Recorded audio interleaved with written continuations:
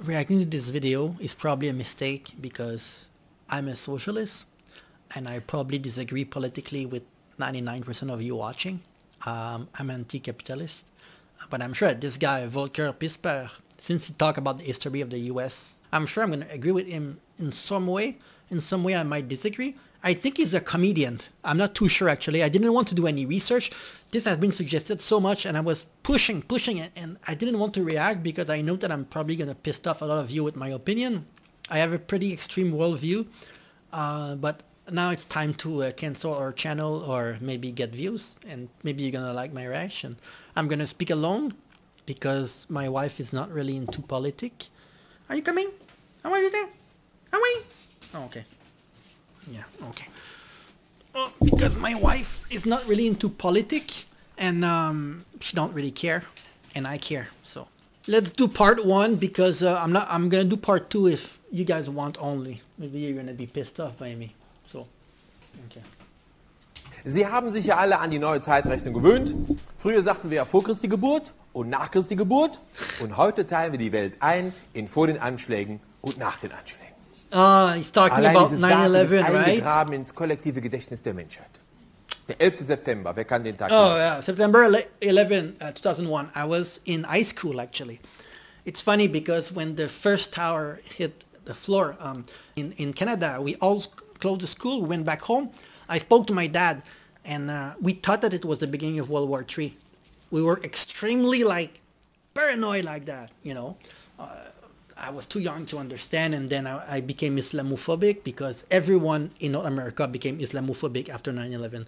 It's even if you were a leftist like me back then, I was not that far left, but everyone became hateful because of that event. And because in Canada, even though we want to say that we're not influenced by US politics, in a lot of ways we are. So, can you? Ein Dienstag war das, der 11. September 1973. Oh my God, he got me. Oh my God, 1973. He's talking about the coup d'etat in Chile, right? He's talking about Allende. Oh my God. Not a lot of people know about this one, but the CIA was responsible for the coup d'etat in Chile. Can you stop? So he's talking about this one. Yeah, sorry, he debated me. Okay. Ja, es war auch ein Dienstag. Oh my God, that's true. Wer das immer noch nicht weiß, am 11. September 1973, yes, da wurde Salvador Allende, yes, der im Gegensatz zu Bush demokratisch gewählte Präsident Chiles, Bush, Father Singer, der wurde mit Hilfe einer amerikanischen Terrororganisation namens CIA aus dem Amt geputscht. Because he was going to be a threat to American imperialism, because he was a socialist, the first true socialist. We don't really count Che Guevara, but he was the first true socialist that was not I don't know, pro-war or anything like this. He was elected democratically, right? So a lot of people don't know about him. This is a very sad story. 3000 ermordete chilenische Demokraten. Den Mordbefehl gab der damalige Osama Bin Laden, Henry Kissinger. Bis heute nicht ergriffen, außer von sich selber. Ersetzt wurde Salvador Allende dann durch eine amerikafreundliche faschistische Militärdiktatur unter Leitung von Augusto Pinochet, ein ausgewiesener Menschenrechtsexperte. Die Amerikaner hatten bei der Auswahl ihrer Statthalter und Verbündeten vor Ort immer ein geschicktes Händchen. Das kann man nicht anders sagen. Aber ich spüre ja auch heute wieder, wie an dieser Stelle hier die Kälte auf die Bühne gekrabbelt kommt. Ich weiß, es ist ein heikles Thema. Der Kanzler hat es ja mehrfach offen gesagt. Er hat gesagt, wir sollen nicht in einen oberflächlichen Anti-Amerikanismus abgleiten. Aber meiner ist gar nicht oberflächlich. No, it's not superficial. No, he's right.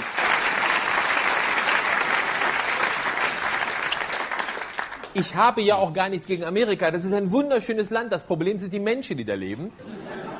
Es ist ein bisschen wie mit Bayern, sage ich immer. Die Gemütsverfassung des Durchschnittsamerikaners jedenfalls ist mit naiv, sehr wohlwollend umschrieben. Von der Welt wissen die meisten is that because you're making fun of the Bavarian accent? Is that why? People have weird accent in Bavaria? Is it in South Germany? You guys speak in a certain way? Is that what he's referring to? I'm not sure. I mean, this feels like you need to be from Germany to understand. Sehr wohlwollend umschrieben. Von der Welt wissen die meisten Amerikaner nicht sehr viel. Die meisten Amerikaner wissen nur eins von der Welt, wir sind die Guten. Und das ist eine sehr schöne Sache, denn es geht nicht über eine... I'm going to push back a little bit about that because I have 4 YouTube channels, right? And I've been talking about like East Asia, Southeast Asia, Europe, North America. We have, on our 4 YouTube channel, we have more than 2,000 video and maybe 3,000 video, and we have talked about many, many countries, and I can tell there's stupid people in Germany, in Sweden, in America, in Thailand, in Japan. There's stupid people that have really distorted worldview in every country. You know what they like to do in those videos when they put a map and they say name one country on the map? I'm sure if you do that test, even in Germany, and you select the people carefully, you're going to find people that are stupid. So it's not to say that there's not a lot of stupid people in America. I just think that there's stupid people in every country. And because America have 340 million or 330 million people, it's really easy to find stupid people. I mean, the US has 4 times more people than in Germany. So in Germany is the highest number of people, I think, in Europe. So the US is I think the 3rd biggest country by population. Is it?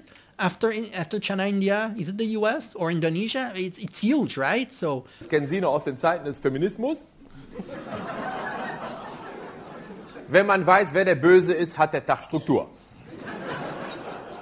Für die Amerikaner war die Welt jahrzehntelang klar überschaubar. Das Reich des Bösen lag im Osten, die Sowjetunion, der Kommunismus, das wurde bekämpft. Man hat Bollwerke errichtet auf der ganzen Welt gegen den Kommunismus, zum Beispiel auch damals in Persien, heute der Iran.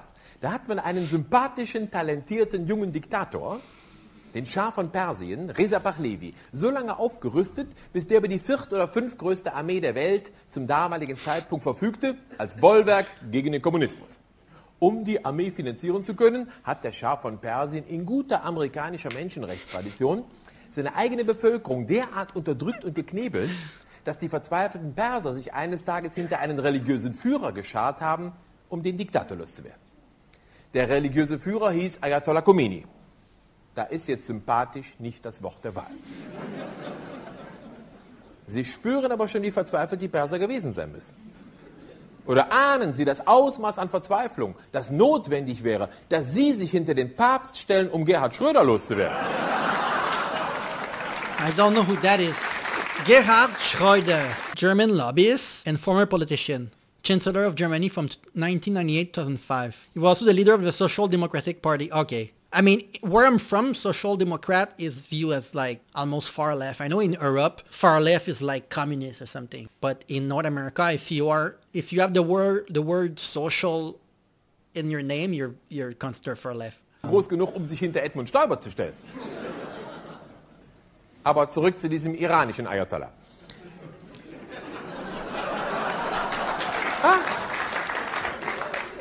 Hat funktioniert. Sie können über Khomeini sagen, was Sie wollen. Der Mann hat eine friedliche Revolution organisiert. Da ist kein Schuss gefallen von Seiten der Demonstranten.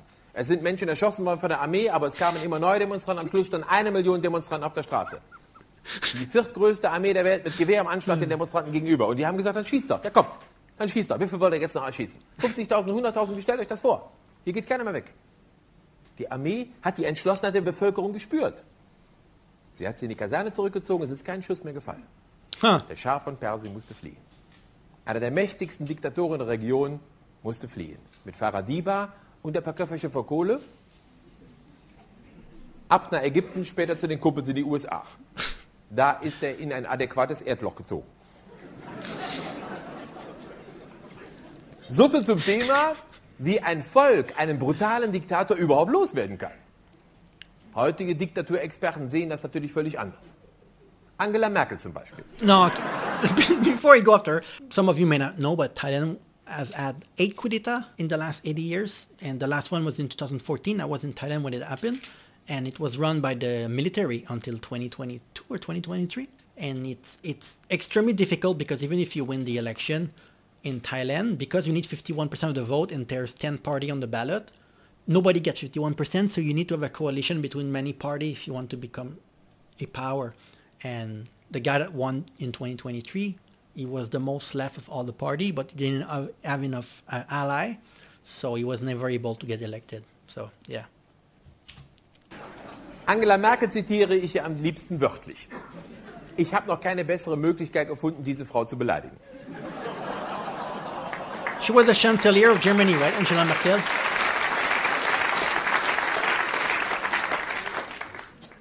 Angela Merkel hat vor dem Irakkrieg wörtlich gesagt, ich habe in einer Diktatur gelebt.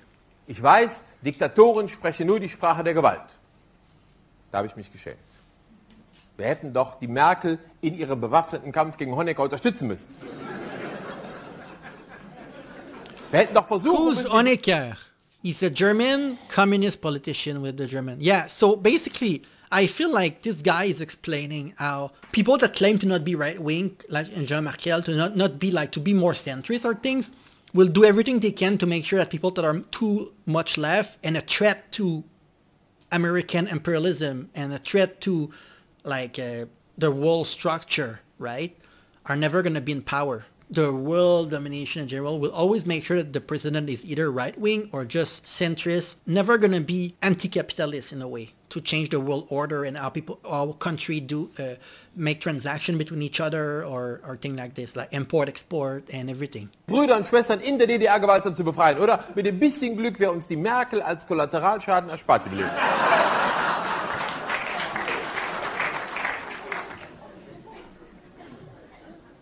Ja, die Merkel sagt inhaltlich nicht viel. Aber wenn sie was sagt, dann ist sie doch nichts. Da können Sie fest von ausgehen. Aber zurück zu Khomeini. Khomeini hat den Schah von Persien vertrieben. Die Perser waren sauer. Die Amerikaner hatten bis zuletzt den Diktator unterstützt. Die Amerikaner waren auch sauer, denn die schönen Waffen waren jetzt in der Hand von Ayatollah Khomeini. Ein religiöser Fundamentalist. Ein Moslem. Moslems. Menschen, die ihre Religion ernst nehmen, für Katholiken unvorstellbar. Der Iran wurde damals quasi über Nacht, 1979, wurde der Iran vom Bollwerk gegen das Böse zum Reich des Bösen selber. Das entscheiden die Amerikaner ja nach Tageslage. Jetzt musste das Reich des Bösen wieder bekämpft werden. Da haben die Amerikaner gesagt, wer kann das für uns machen? Und da haben die auch wieder einen sympathischen jungen Mann gefunden. Der wohnte da gleich um die Ecke. Damals noch nicht in einem Erdloch. Saddam Hussein, ein talentierter Diktator seiner Zeit.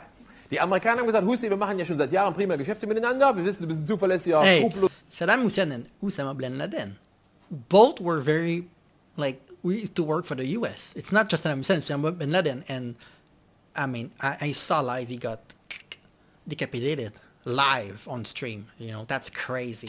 Diktator, wir rüsten nicht weiter auf, du marschierst im Iran ein, du stoppst den Khomeini mit seinem schiitischen Gottesstaat und die Ölquellen, die du erobern kannst im Grenzgebiet des Iran, die darfst du behalten zur Belohnung, da drückt man ein Auge zu, wenn du die Grenze begreifst. Yeah, yeah. Der Hussein war sofort einverstanden, denn mit Islam hat der Hussein noch nie was am Hut gehabt. Der Islam geht dem Hussein genauso weit am Arsch vorbei wie dem Bush das Christentum. Ja, die amerikanische Außenpolitik hat doch nichts mit Menschenrechten zu tun, da geht es um Schürfrechte, sonst um überhaupt nichts.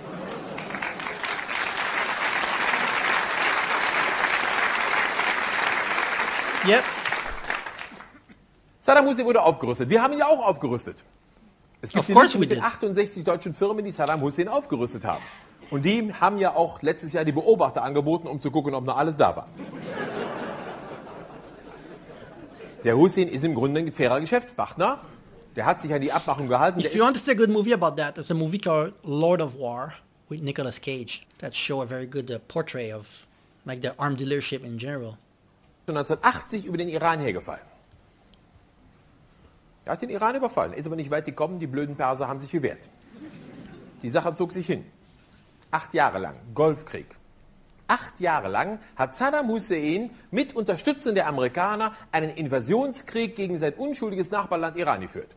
Wir waren neutral, wir haben beide Seiten schön mit Waffen beliefert. Ja, das sind ja Arbeitsplätze, ne? Ohne Deutschland darf nie wieder ein Krieg ausgehen. Oder so ähnlich. Wait, what is that? Deutschland darf nie wieder ein Okay, he's making fun of a pacifist slogan. Krieg ausgehen. Oder so ähnlich. Ja.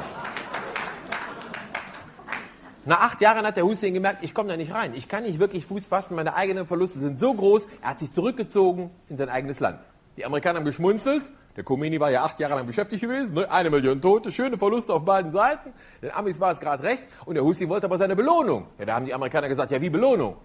Hast du Ölquellen erobert? Nee, hat der Hussein gesagt, habe ich nicht. Ja, da hast du doch keine Belohnung. Da war der Hussein pampig. Da hat er ein bisschen rumgepumpt und 2 Jahre später hat er gesagt, wisst ihr was, da hole ich mir die Ölquellen jetzt in Kuwait, da komme ich viel leichter rein. Da waren die Amerikaner wieder pampig. Moment mal, Freundchen, welches Land du überfällst, das bestimmen ja wohl immer noch wir. Hussein, zum Mitschreiben. Perser abknallen und Kurden vergasen. Da hat keiner ein Problem mit. Yeah. Aber Kuba besetzen, da ist Schluss mit lustig. Der Hussein wusste ja nicht, was los war. Was hat er denn falsch gemacht? Hatte der Hussein irgendwas anderes gemacht als all die Jahre vorher? Das muss mir doch einer mal erklären. Was hat Saddam Hussein 1990 anders gemacht als all die Jahre vorher? Hatte der sich verändert? Nee, der hatte sich einfach nur rumgedreht. Well, it's really obvious. Und hatte eine andere Nachbardiktatur überfallen. Kuwait ist genauso eine Diktatur wie all die Länder da unten. Oh no, it's finished. Oh. Yeah, see, in August 1990, Iraq invaded the country of Kuwait to its southern in a bid to gain more control over the lucrative oil supply in the Middle East. In response, the United States and the UN Security Council demanded that Iraqi dictator Saddam Hussein withdraw Iraq troops from Kuwait, but Hussein refused. Yeah. If there was no passport and people were like back in the day, like a long time ago, and people were more friendly toward each other and we're all living in peace, I know it's really, it's a kind of a dream to think about that. That's why I don't like capitalism. I don't like all of those land, and I don't think anyone should own land. That's why I like what you guys do in the European Union, where you can go from Germany to Switzerland, to France, to Spain, to Portugal, without passing immigration. Me, if I want to go to the US, I need to pass immigration. I'm in Thailand. I'm 1 hour from the Lao border. I want to cross the Lao border. It's going to take me an hour to pass, just to pass the border. And I will need a passport, and I will need to stamp my passport. I like the European Union, and I wish that if the whole planet was like the European Union, in terms of how easy it is to go from one country to another, if it was like this, the world would be in a much better place. And I don't know, for me, I don't know if it means becoming more authoritarian, more left-leaning authoritarian, a little bit like China. I don't know. It's a complicated topic. What capitalism doesn't work, clearly doesn't work. Because if you think about who control the world, it's not really the government. It's more like the people in power and the people that control the oil industry, the people that control the arm industry, the people that own the land, the people that own the prince, the people that control, that have all the wealth. It's not really the government. The government just do what the donor of every country give to them, right? So that's why, for example, in the US, they are such pro-gun. Both parties don't really want to remove guns in America because one of the big donor of the political party in the US are the gun lobby and the IRA, and they give a lot of money to both parties. So it's not really in their best interest to have laws against guns, you know. So anyway, yeah, I'm waiting for part 2. There was part of the video that I did not quite understand. I think it was a little bit complicated. You need to be German to understand some of the comparison that he made with, I'm guessing, some German politicians. So please give me more information about that part 1 so I can get more ready for part 2, because there was things that I was confused about a little bit. So yeah. Bye-bye.